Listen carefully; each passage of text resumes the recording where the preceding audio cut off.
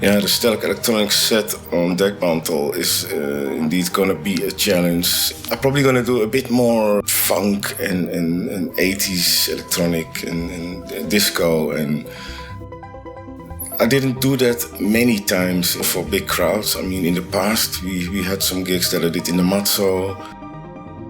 I was more focused on, let's say, the 80s electro and the 80s sounding newer stuff like Dexter and old stuff like Clear, Cybertron, Planet Rock. And I think now on the Dekmantel I probably might focus more on stuff like, I have so many things from the past. The System, the SOS Band, Bootsy Collins, Vaughan Mason. I mean, I have so many things, still have to go through it, but for me there's so much stuff from that period. That's where I started, and it's still my big love, music-wise.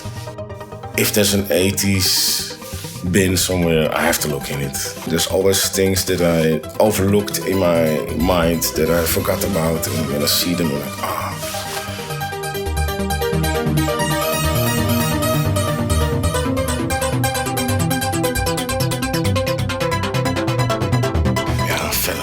with that music. It's actually what formed me what I am now. I mean, when I was 12, you had pirate radio here in Amsterdam. I always liked it because they played stuff you didn't hear in the top 40s, and because I used to follow that as well. And you had Very Much Soul Show. That was cool, but it was for me still not underground enough, and that's what the pirate radio had. They even played records, what you would say nowadays. Sometimes you have a label that just has 3 releases and then stops existing, and it was in the past as well with this New York electronic sound.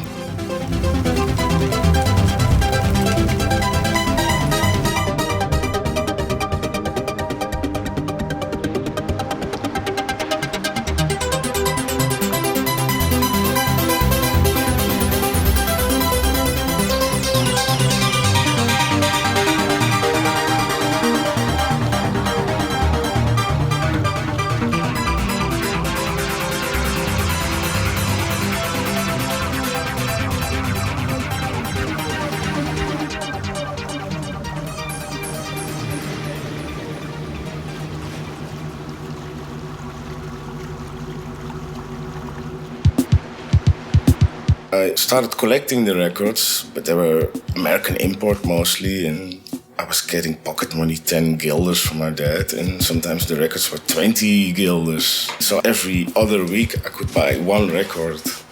And then I always had to make a choice, and usually I would choose the one that was least played on the radio, the least popular one, because my theory was like, okay, I can buy that in the future somehow, so I buy the one that's least popular. And that's how I started collecting my records when I was young, being really small in 12 and standing at Atelos and Rhythm Import as a little boy, buying the records.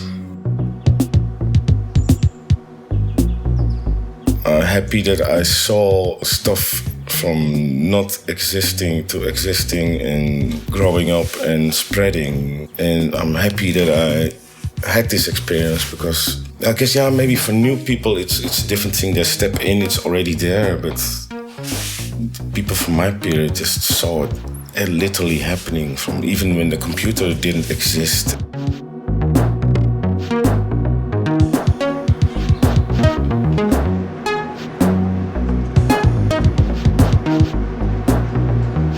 The whole mixing thing in DJing is, for me, the most important thing. I could never do the computer auto-sync thing because I like mixing too much.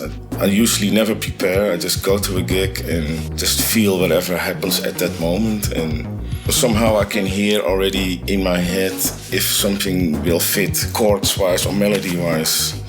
Of course, sometimes I'm wrong, but most of the time it will work out. I guess that's something that I'm born with.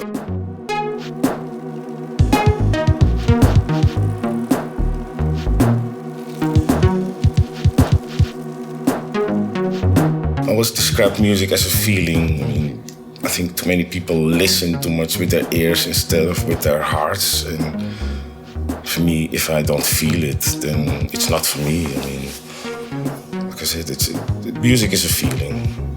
It's not just a sound, at least.